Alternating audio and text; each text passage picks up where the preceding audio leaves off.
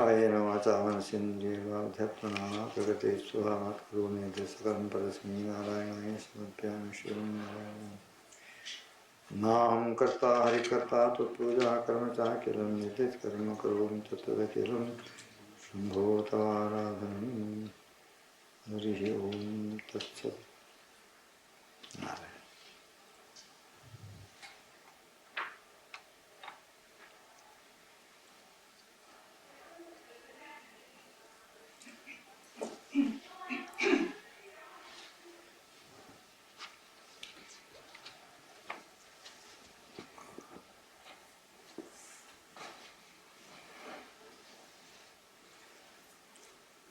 कृष्णाय वासुदेवाय देवकीनन्दनाय च नन्दगोपकुमाराय गोविन्दाय नमो नमः।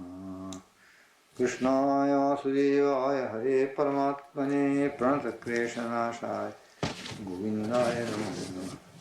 कृष्णाय यादवेन्द्राय ज्ञानमुद्राय योगिने नाथाय रुक्मिणीशाय नमो वेदान्तवेदिने। वसुदेवसुतं देवं कंसचाणूरमर्दनं देवकी परमानन्दं कृष्णं वन्दे जगद्गुरुं। श्रीकृष्णं वन्दे जगद्गुरुं। जयतु जयतु देवो देवकी नन्दनोऽयं जयतु जयतु कृष्णो वृष्णिवंशप्रदीप। जयतु जयतु मेघश्यामलकोमलाङ्गो जयतु जयतु पृथ्वी भारनाशो मुकुन्दो। कमलेन Vasudev Govind Govind Govind Govind Govind Govind Govind Govind Govind Govind Govind Govind Narayan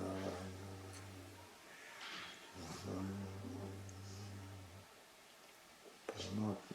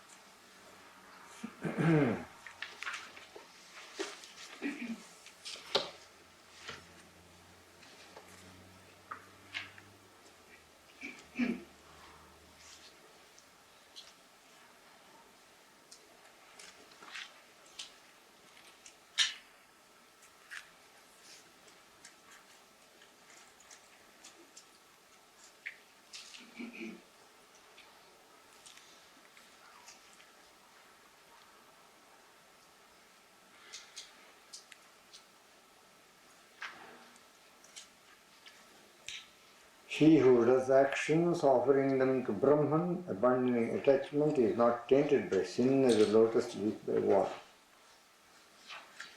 Yogis have abundant attachment.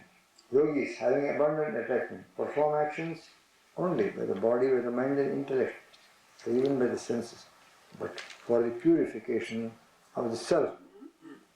Yogis means here, as we said that morning, karma yogis, who are devoted to the path of action, who are free from egoism and selfishness, who work for the purification of their hearts without the least attachment to the results accruing from their actions, and who dedicate, even acting like that, as though it was not enough. We go one step further, even such actions done without selfishness, without a sense of ego, and for the purification, even that action, they dedicate all actions to the Lord as a offering to the Lord. Thus, they are always God-oriented. In all activities or movements of their life, whether they are acting with the body or doing some mental activity or with the senses. And even the normal functioning of the senses, even that they dedicate to God.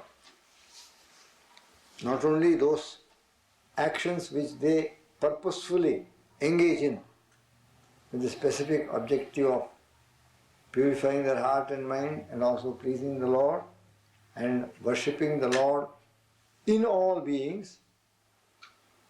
They refer to Gurudev's second of those two lines.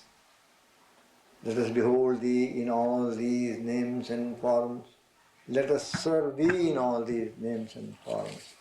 So all our dealings with people is service unto the Lord offered in the form of this activity, selfless, dedicated, helpful activity to the Lord enshrined in this moving temple, the body.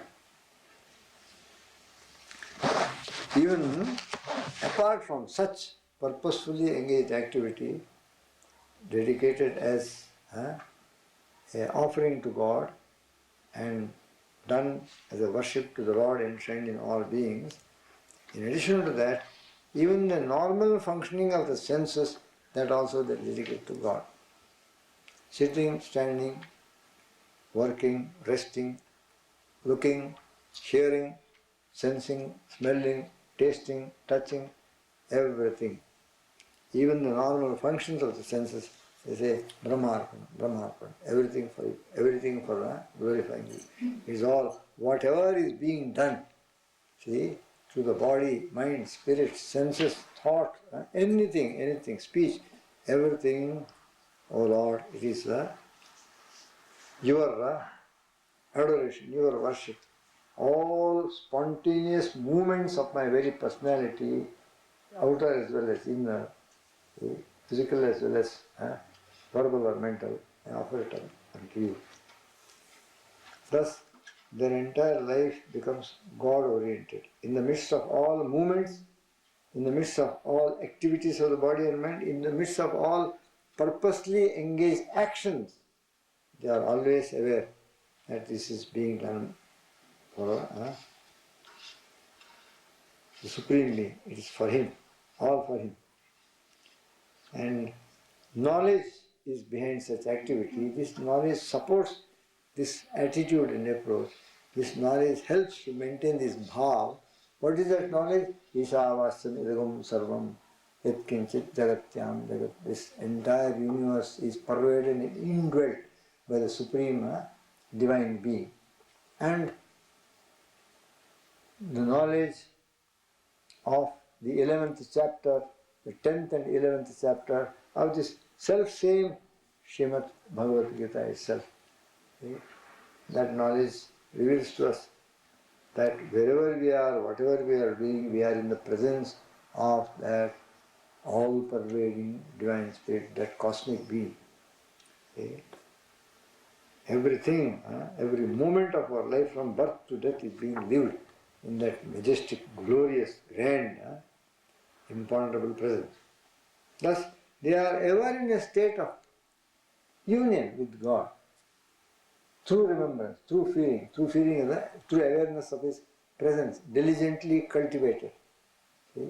They are inwardly in a state of a constant relationship with God, and then in that state of relationship they act. They know that the body and mind, they are acting, senses are acting. They are only detached witness in consciousness.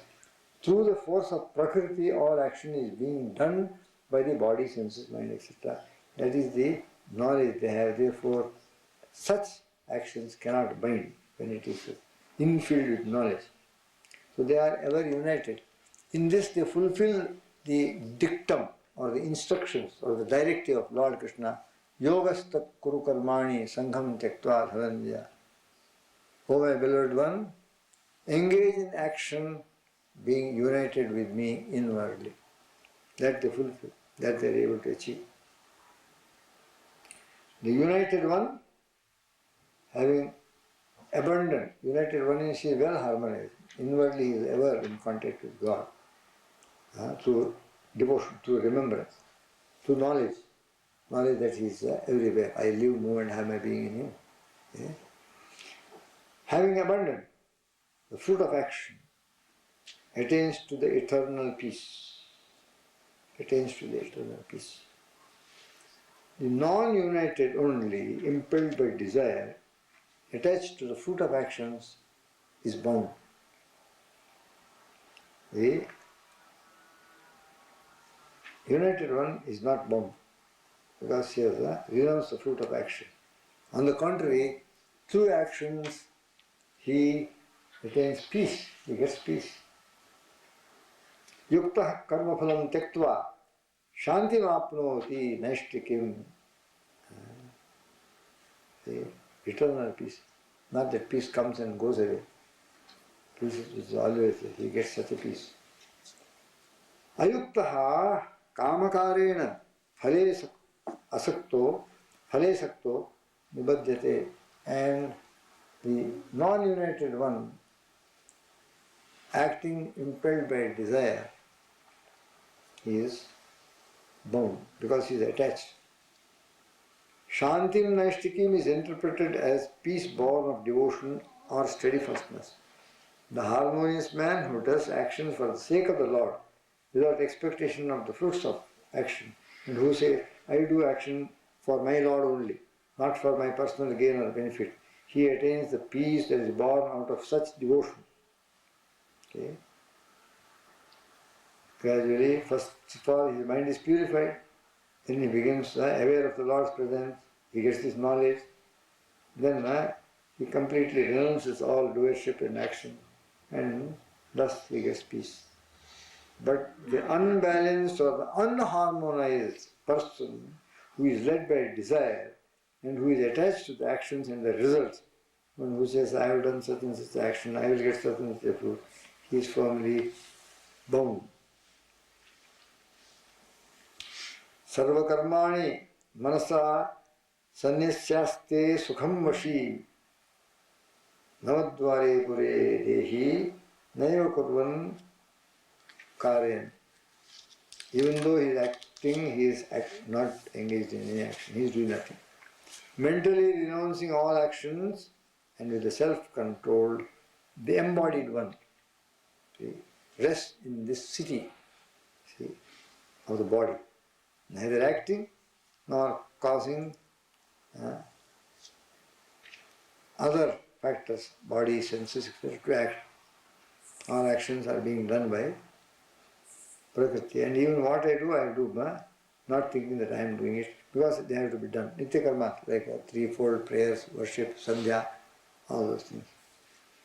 All actions, mentally renouncing all actions. Sarva karmani, manasa, sanyasya. Sarva karmani, what are all actions? According to the Indian tradition, they interpret it in a very, very clear and specific way.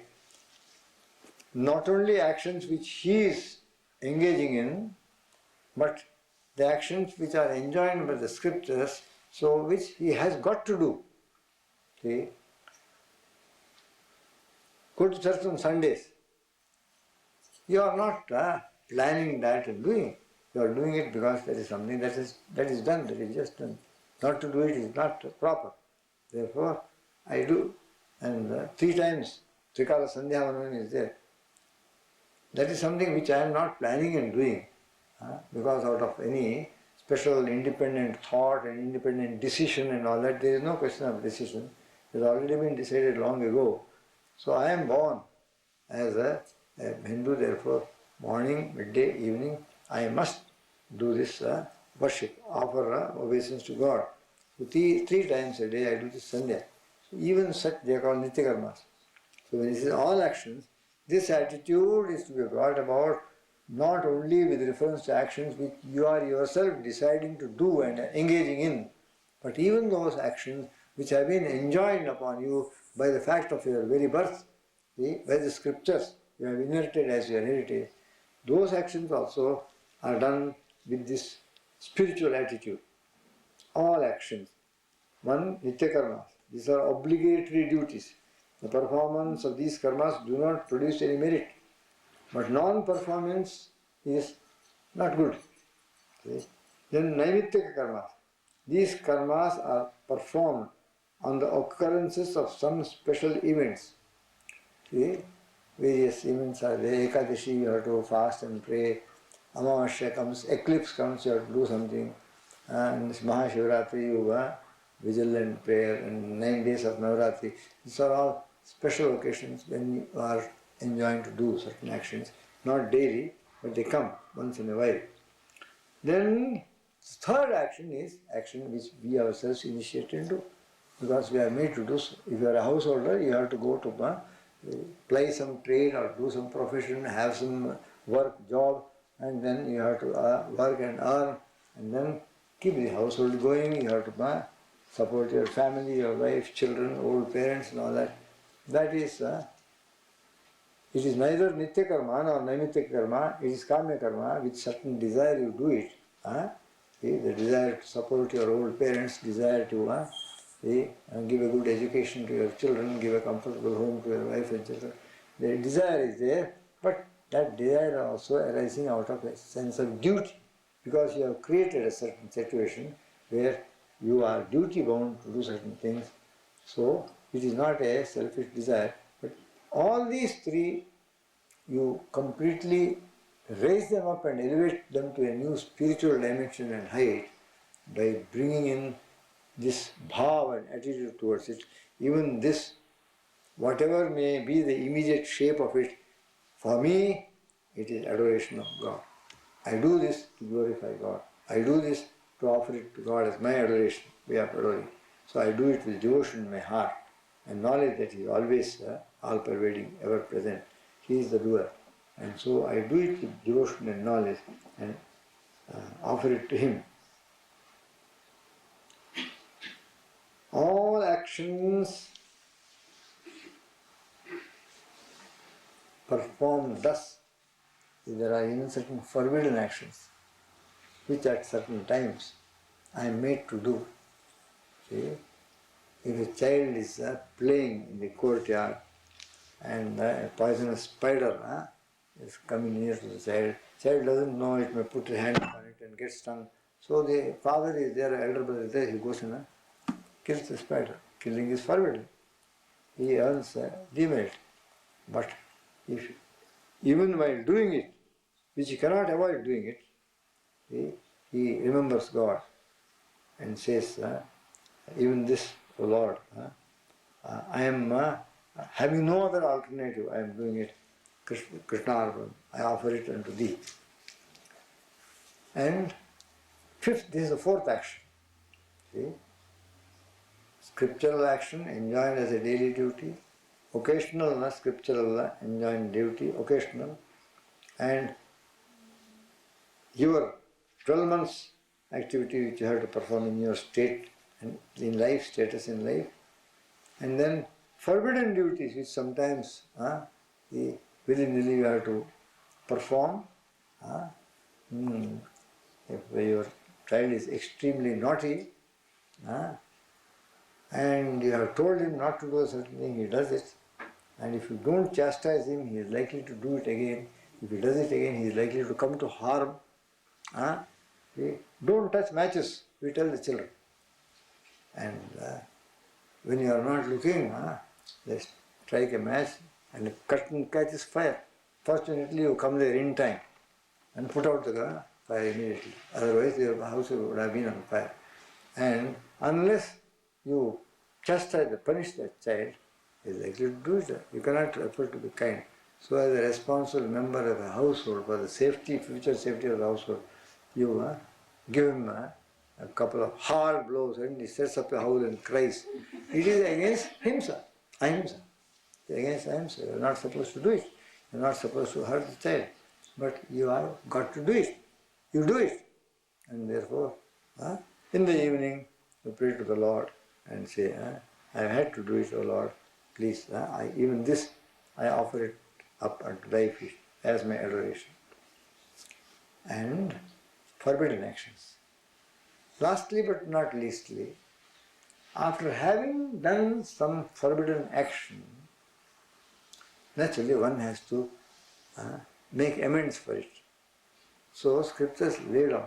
If you have done something which is manifestly wrong, you have to undergo some penance in order to wash away that. So they have laid down certain penance. You undertake that penance. Because I have done that, now I punish myself. I do this penance to nullify or neutralize that wrong action I have done. Even this also I operate. Even this which I now do as a penance, that means he covers the entire range of all types of human activity possible in society. And say every one of these. That is apart from the natural functioning of the senses. Seeing, tasting, touching, smelling, hearing, coming, going, sitting, standing, all these natural functions also, even yawning, sneezing. Even the sneeze, here of course they say bless you, bless you. But they will say Brahma, Krishna, Ram, Ram, Ram. Everything, spontaneous activity also. So that means every moment of your life, every action, deliberate or spontaneous or whatever it is, let it be performed as an adoration. All actions, they are. Man who has controlled the senses renounces all action by discrimination, by seeing inaction in those actions. Why? And I, all the time, am the Atman. I never act. I don't have to act. It is not I who am acting. Atman does not act. So he identifies himself with the Atman, his real self, Swarupa, Nijaswarupa, and says all these activities are being done by Prakriti, by which he means body, mind, senses, prana, this Prakriti, by Prakriti, through the three gunas. See? Because he rests seeing inaction, even in action, he rests happily in this body city, because he is free from cares, worries, anxiety and fear, and his mind is quite calm, and is enjoying the supreme peace eternal within him. See? The ignorant worldly man says, I am resting in an easy chair. The man of wisdom who has realized that the self is distinct from the body, he says, I am resting in the self, see? Not in the easy chair. So, how to get peace even in the midst of activity? The secret, anatomy of it is being given to us by these various verses we have just now gone through. Neither agency nor actions does the Lord create for the world. It is through our ignorance that we create it. Neither agency nor actions does the Lord create for the world, nor union with the fruits of action. But it is Prakriti that creates these three categories, the agency, action and the fruit of actions. He does not create any one of these things. Prakriti only creates. Therefore, so far as the Supreme Being is concerned, he neither takes merit nor demerit. This is the right knowledge. When it is not known, the foolish Jivatma, individual soul, thinks about action and fruits of action, etc. Man is bound when he identifies himself with Prakriti and its effects, body, mind, prana and senses. He attains freedom when he identifies himself with the immortal actionless self that dwells within his heart as his own innermost being, as his own innermost self. But to those whose ignorance is destroyed by knowledge of the self, like the sun, knowledge reveals the Supreme Brahman. Just as an invisible world at night time, when it is dark, it becomes suddenly visible and revealed. The moment day dawns and sun rises, even so knowledge, like the sun, reveals the ancient one, the one whose ignorance is destroyed by knowledge. Jnanena tu tadajnanam esham nashranam atmanaha tesham aditya vajnanam prakasheti tatparam. After destruction of ignorance through the attainment of knowledge, they behold the eternal reality. Then ignorance, which is the root cause for human suffering, is annihilated by the knowledge of the self.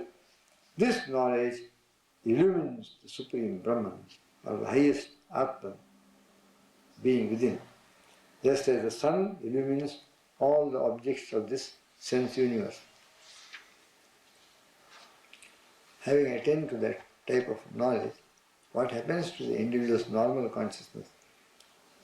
With the intellect absorbed in that, their self being that, established in that, with that for the supreme goal, they go whence there is no return. Their sins having been dispelled by knowledge. See, such beings who have realized that is the great reality, and action, if it is done in a wrong way, will bind us and deprive us of the vision and experience of the great reality. They are very, very careful not to get into the sense of doership and not to become desire-driven in their activity. Very careful. They act skillfully, without the sense of doership, without any desire for fruits of action, without any pride, and keeping the awareness of God with the spirit of worshipfulness, and from time to time dedicating all their activities at the feet of the Divine. Carefully, in the midst of action, they are very careful, alert, vigilant, full of knowledge, and they fix their intellect on Brahman. They feel and realize that Brahman is their innermost self, and a constant sadhana combined with such activity, they become well established in Brahmic awareness. They become well established in consciousness of the Divine Presence. See? The whole world of names and forms gradually vanishes for them. For other people it is a solid reality, for them it vanishes. They live in Brahman alone. They have Brahman as the supreme goal or sole refuge. They rejoice in Brahman alone. They are satisfied in Brahman alone. They are contented with Brahman alone. Such men never come back into the samsara, as their sins are dispelled by knowledge.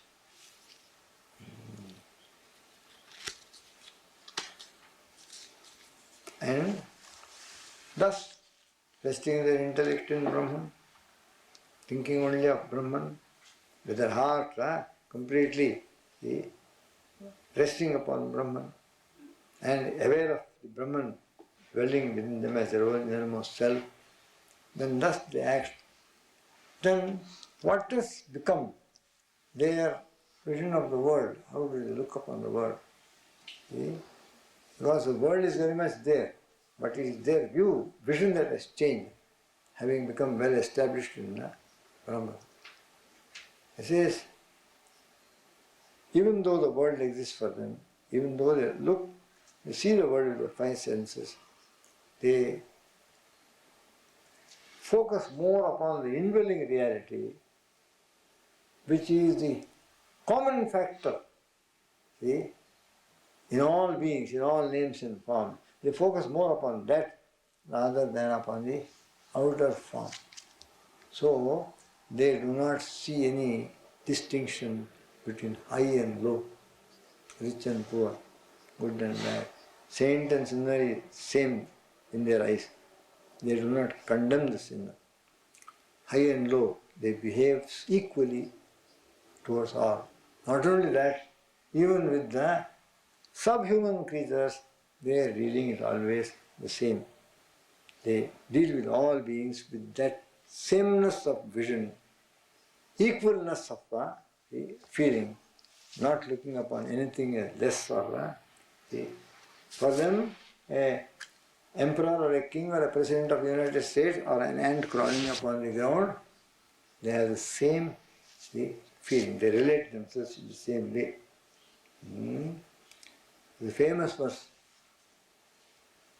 such are the people who really know. Vidya vinaya sampanne brahmane gavihastine shunike swapake panditas samadarshanaha. They are equal vision towards all beings. Panditaha can be an erudite scholar or a learned man, philosopher, but he can also be a sage. So here They say, sages look with an equal eye, and a Brahmin, he draws from the analogy of the Hindu society, who is the highest person in caste, top of the ladder.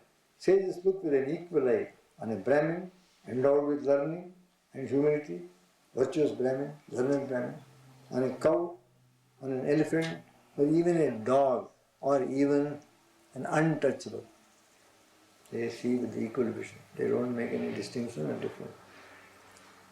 A sage, a liberated sage of Jivamukta, the Brahmin, has equal vision as he beholds self only everywhere. This magnanimous vision of a jnani is beyond description. Atman or Brahman is not at all affected by the upadhis or limiting adjuncts. It is the same in all beings. See, as he is extremely subtle, pure, formless and attributeless. The sun's light gets reflected on the pure Ganga or on the ocean or a lake or water coming from a drain of a bathroom, see, or a muddy drain by the wayside. It gets reflected in all. But the sun is not tainted by that contact. Its rays coming into contact with all manner of waters and becoming equally reflected in all these waters does not, it leaves the sun taintless. The sun's reflection falls on the Ganges, the ocean, or a dirty stream, ditch water. The sun is not at all affected in any way. This makes no difference for the sun. So is the case with the Atman or the Supreme Himself. The upadhis cannot affect him, though he is reflected through all the senses. Just as ether is not affected by the upadhis. See? And it is a famous Vedantic analogy. See? You keep a small pot, there is space inside it. You bring a big bucket, there is space inside it. Inside the whole room there is space. Outside there is space. Being confined by limitations does not affect the space. The space is the same. It is not the least bit affected. Okay? You go camping, set up a big tent. Now, there is space inside the tent also. There is space outside also, in the forest, right of the sky. And after 2 or 3 days of camping, you unpitch the tent. The space which you thought is the space inside the tent is not the least bit affected, it is not perturbed. It was as it was before. When you confined it also, it remained the same. When you break camp, it merges in the original space as it is. So just as the space is not affected by any limitations you superimpose upon it, by putting up a shed or pitching a tent, in the same way, the Atman is not affected whether it is limited in an ant or a dog or an elephant or a king or a servant or a beggar or a Brahmin. No. So is the case with Atman. The upadhis cannot affect it. Just as ether is not affected by the upadhis, whether it's in a pot or the walls of a room or any bigger structure, so also Atman is not affected by the upadhis. Upadhis means limiting factors. Brahmana is sattvic, cow is rajasic, elephant, dog, outcast are tamasic. The sage sees in all of them the one homogeneous immortal self who is not affected by the 3 gunas and their various tendencies. Even here in this world, birth or everything is overcome by those whose minds rest in equality. Brahman is spotless and indeed equal. Therefore, they are established in the spotless Brahman. When the mind gets well established in equanimity or evenness or equality of vision, when it is always in a state of balance, one conquers birth and death. Bondage is annihilated and freedom is attained by him. When the mind is in a perfectly balanced state, the being overcomes everything and becomes Brahman himself. Resting in Brahman, with steady intellect and undiluted, the knower of Brahman neither rejoiceth nor obtaining what is pleasant, nor grieveth on obtaining what is unpleasant. So his state of mind becomes very, very unique. Whether he obtains something which is unpleasant, he is not perturbed. Whether something pleasant he is deprived of, he neither rejoices on obtaining what is pleasant nor grieveth on obtaining what is unpleasant. This is a state of one who is established in the self through knowledge and right vision. With the self unattached to external context, external contexts are there. See, a body of one sense or other is attached to this external context, but the self refuses to become drawn into this attachment. It is unattached, witnessing consciousness. With the self unattached to external context, the dweller within the body finds happiness in the self. With the self engaged in the meditation of Brahman, he attains endless happiness. In the next sloka, Lord Krishna gives us a little insight into this world of objects.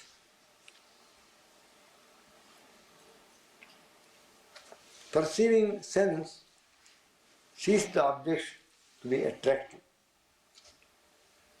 because Maya has made them attractive.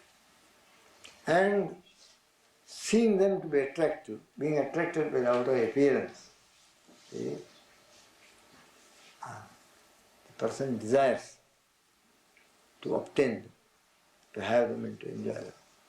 So desire arises due to the individual soul succumbing to the attraction, the outer attraction of sense objects. The outer attraction of polish, anything polished, the child always wants to go near it, anything shiny object. So this shine has been put by Maya, the normal objects, surface shine. The deluded jiva of small understanding, therefore a child jiva, a child from the point of view of spiritual evolution, is attracted towards this glittering tinsel and goes towards it.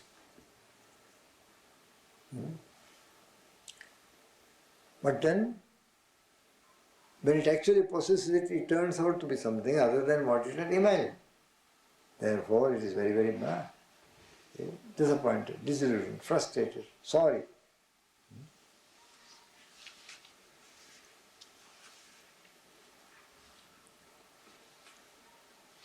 The cause for sorrow and pain is due to the Jivatma mistaking something to be other than what it really constitutes. Everything is seen with the sheen or polish, glitter imparted to it by Maya. So they don't see this trick of Maya. They go towards it. And then when they actually possess it, they find, then they are disappointed. They weep. Krishna says, be aware of this fact. I am telling you, any experience born out of the contact of any one of your five senses with their respective sense object, O Arjuna, let me tell you very frankly, there is no happiness in that. Though 999% of the world's population thinks that there is where happiness lies. So it goes out eagerly towards sense objects because they are attractive. It thinks happiness is there, but happiness is not there. I am telling you because you are dear to me, instead of thinking that happiness lies there and always running after sense objects of either hearing, taste, touch, smell, and afterwards becoming sour-faced, suffering. Let me tell you beforehand itself, be wise, and you will be spared all this disillusionment, frustration, disappointment, etc. So, I am telling it to you so that you may not make yourself foolish and go and then become disappointment and then afterwards suffer. Knowing the truth, never be attracted by them. Not being attracted by them, have no desire for them. Having no desire, you will never be disappointed. You will never be disappointed. For this sake I am telling you. Objects may have utility, all right. Utilize them. Get them and utilize them. But don't be deluded into thinking. A very famous person. See? He says, all these seeming enjoyments that arise out of contact of any sense with its corresponding sense object. So he calls it sense-born enjoyments. See?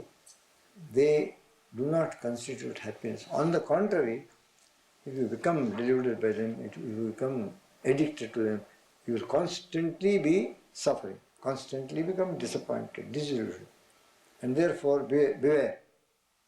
On the contrary, later on, you will find that these themselves constitute the source of sorrow to you.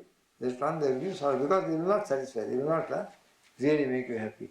Then, through disappointment, you will be sorry for yourself. Now, that I have told you, be wise. The enjoyments that are born of contacts are only generators of pain. For they have a beginning and an end, O son of Kunti. The wise do not rejoice in them, they do not go after them. Man goes in quest of happiness and searches in the external perishable objects his happiness.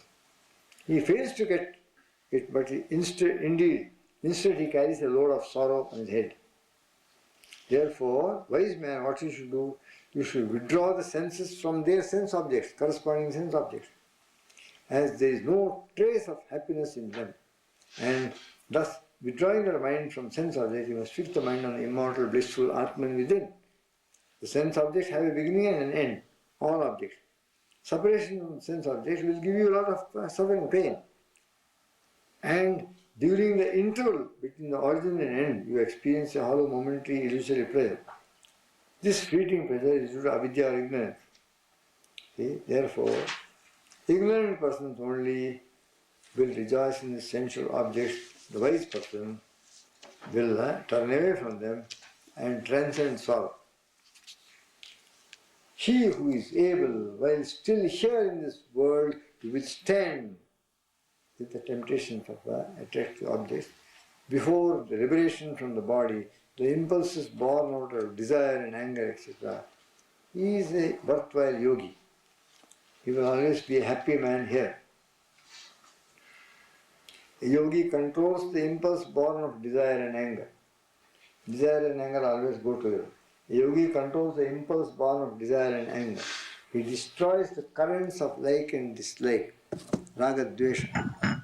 He destroys the current of raga dvesha and attains equanimity of the mind by resting in the immortal self. So, such a one is very happy indeed. Swamiji, it strikes me very often that very important verses, the number of the fifth discourse and 23, 2 and 3 is 5. Very often in the Gita you have that. Is that so? So it gives the number of chapters. 5, 2 and 3 is 23. Corresponding. Corresponding,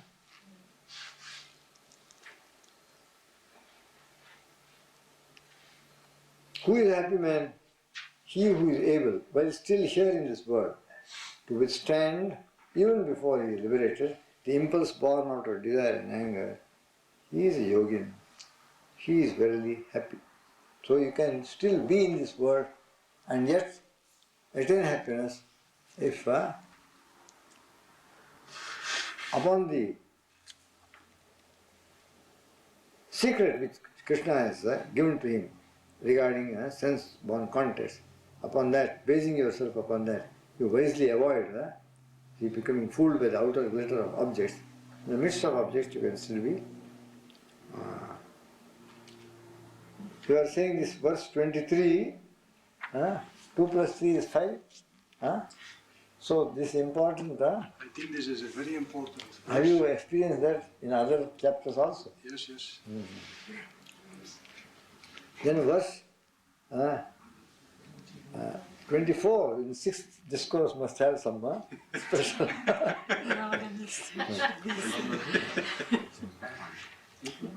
And then it moves on. Next, very nice. He who is happy within, who rejoices within, who is illumined within, that yogi attains absolute freedom. Freedom means what? Freedom from sorrow, freedom from bondage, freedom from bondage, desire. He who is happy within, who rejoices within, who is illumined within, that yogi attains absolute freedom or moksha, himself becoming that which is inside. Call it Brahman, call it God, call it divinity. So if you know, discover the happiness within, no matter see what the world outside is, you can still attain happiness here and now, in the self. Rishis obtain absolute freedom or moksha. They whose sins have been destroyed, whose dualities are torn asunder, who are self-controlled and intent on the welfare of all beings. They are intent upon the welfare of all beings. They have no personal desire. Therefore they attain supreme happiness here itself. Absolute freedom or Brahmic bliss exists on all sides. So it is never absent. Everywhere there is happiness. Happiness is the one reality, one truth. It is never absent. See? Absolute freedom or Brahmic bliss exists on all sides for those self-controlled ascetics who are free from desire and anger. That is the key. Who are free from desire and anger. Who have controlled their thoughts and who have realized the self. So while you are engaged in karma yoga, if you gradually train your psyche, your mind, etc., to become free from desire and anger, giving up all selfish attitude towards things and objects here, that type of karma yoga ultimately purifies your heart, elevates your spirit and leads you to jnana.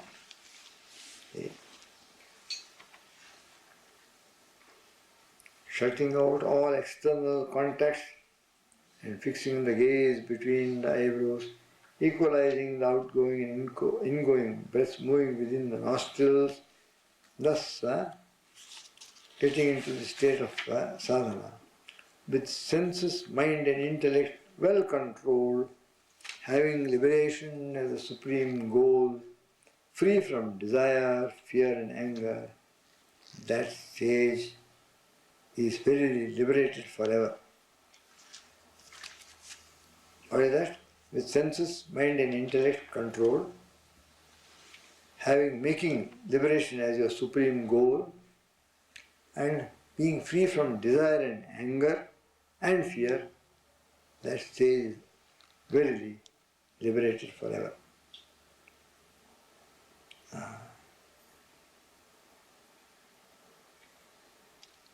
Knowing me as the enjoyer. Whatever you may be engaged in doing as action, ultimately it is not you who are enjoying the action. I am seated in the hearts of all. I am the doer, I am the enjoyer, not you. Knowing me as the enjoyer of sacrifices and austerities, the great Lord of all the worlds, the friend of all the worlds, the friend of all beings, knowing me to be such, the yogi attains peace. Yogi attains peace.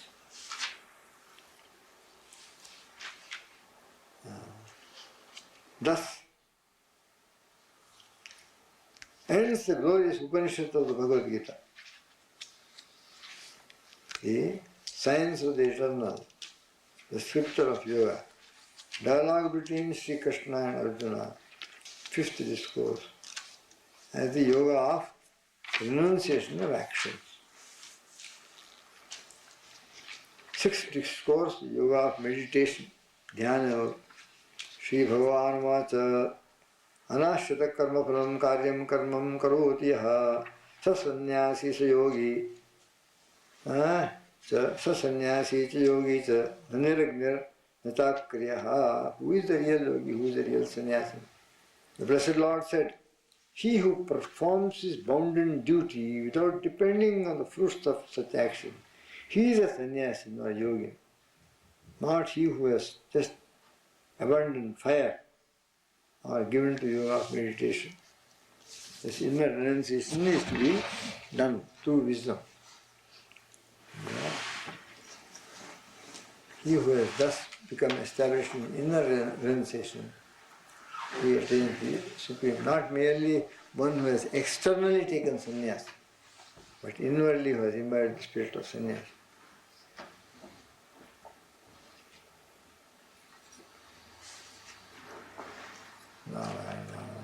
Shri Krishna Govinda Hare Murari He Nath Narayana Vasudeva Shri Krishna Govinda Hare Murari He Nath Narayana Vasudeva He Nath Narayana Vasudeva He Nath Narayana Vasudeva He Nath Narayana Vasudeva He Nath Narayana Vasudeva Shri Krishna Govinda Hare Murari He Nath Narayana Vasudeva Shri Krishna Govinda Hare Murari He Nath Narayana Vasudeva Hari Om.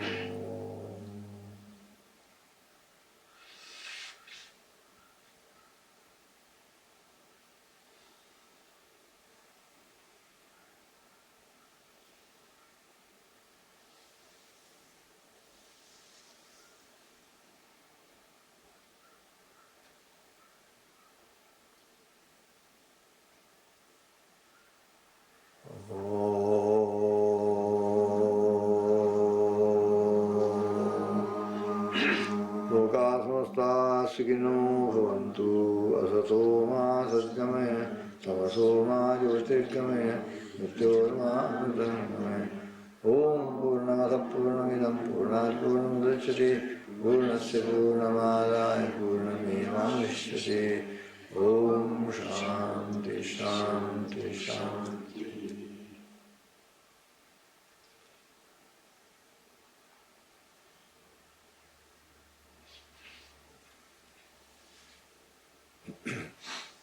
Peace, peace unto all beings in this universe. Peace be unto all. Jai Bhagavan. And now we enter into the Raja Yoga portion of the Gita wisdom teachings, where now Krishna becomes almost like Patanjali and gives very, very specific practical instructions of how to perform sadhana, how to sit, how to keep your body, how to keep your prana, where to fix your mind, how to carry on meditation, all this, very detailed. Is it not a little bit strange, Swamiji, that Krishna teaches Arjuna on the battlefield how to sit down for meditation? He gives him all the instructions so that having such a background, he is able to function in the field of action in the desired manner. Unless action is backed up by sadhana, then you cannot keep up the proper vision and the proper attitude in your activity. It's only morning, evening, the sadhana that does, that brings the right vision and the right attitude towards activity. Then activity becomes yoga. Activity becomes spiritual life. So both are interconnected and are indispensable to each other. Therefore, I am asking you to fight in this way. You will be able to do that only if you train yourself in that manner also. So, he gives the total knowledge, because his advice is not to be confined only to the 18 days of battle. Afterwards, Arjuna is not to be once again a deluded, ignorant being. Sufficient that due to his not having this proper sadhana at the background, he has had this collapse. It is not to be repeated. So he ensures that after this battle also, Arjuna will continue to be a yoga karmasu kaushalam, samatvam yoga uchyate, continue to be a wise yogi, and through his life he will attain illumination and liberation. That is the objective, that is the idea behind Krishna's telling him everything. Otherwise he has to have a second session after the battle. You go. He said, whatever I have to do, I give it now. Swamiji, is the battle 18 days long? 18. So each chapter is a separate day then? Are we considering each chapter? Yes. Each are given on a separate Yes.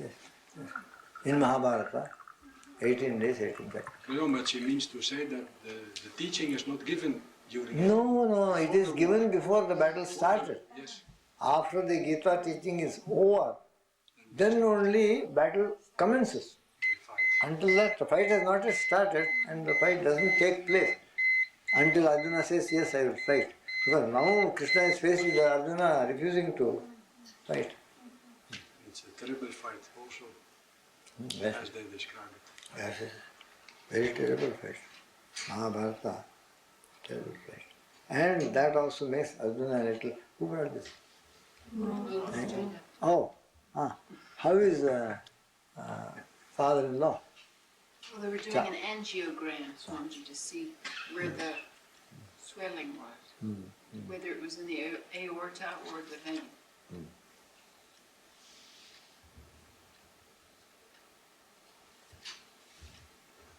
Does it require inserting some? I think it's a dye. They yeah, inject yeah. in, And then and they for X-ray. X-ray. X-ray.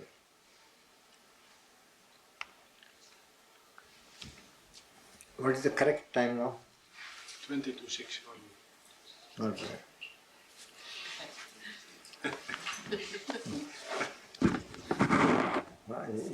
It gave an alarm a little late. I have kept it exactly at 5:30, but it has given it functional imperfection. Not defect, but imperfection. Doing it all right. Marsha, I received a letter from a Janet O'Keefe.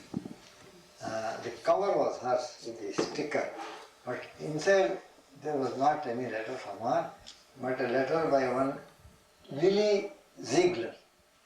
That's the lady, Swamiji, who is going to bring, no, that's the lady who is ill and who's going to come. Oh. Janet O'Keefe is going to bring her. So, Janet has stuck a little note in Lily Ziegler's Yes. cover, which was enclosed in the big envelope. Lily Ziegler and I will arrive on 10th Sunday morning for the 10th appointment with Swamiji. Thank you for your help. I think in the meantime I've spoken to her, and I believe it's the afternoon because we have this children's program planned. So I have triggered it. Now I really don't know what she's going to do with this letter, whether she's coming in the morning or in the afternoon. But this lady is quite ill. She's coming in a wheelchair, so maybe we just have to accommodate her as she's coming. I don't know what's going to happen. Is it from Washington DC? The person who brings her is from Washington. I think the other lady's coming from somewhere else, and it's quite an arrangement they're making to come here. Is it further away from Washington? Yeah, I think so. So this is little. No. I try to give another call to find out when they're actually coming. But when is Vilasini coming? Vilasini is coming in the afternoon to teach the children from 3 to 4. Oh. After that, I have to go with you over this children's program because in the morning we have the little ones, and in the afternoon the teenagers. But we make it all so that nobody is excluded, and it won't take up your whole time. No, they must be separated. The two age groups must be Yes, separated. they are separated. They are separated.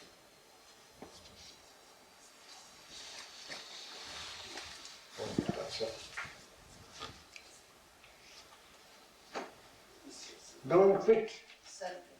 when things go wrong, as they sometimes will.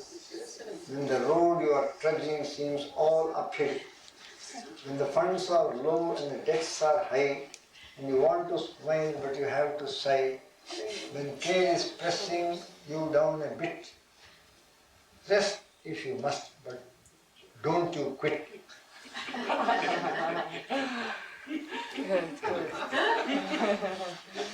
Success is failure turned inside out, the silver tint of the clouds of doubt, and you never can tell how close you are. It may be near when it seems afar. So stick to the fight when you are hardest hit. It's when things go wrong that you mustn't quit. Very nice.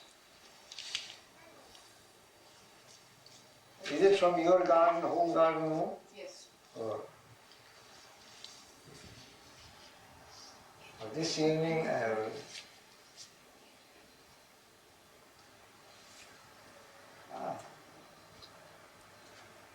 there's some building etched upon it in this glass.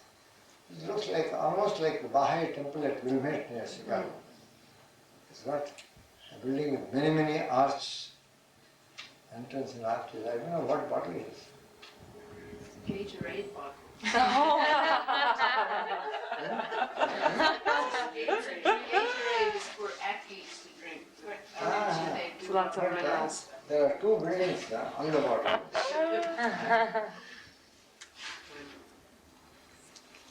Maybe it is some stadium or very interesting.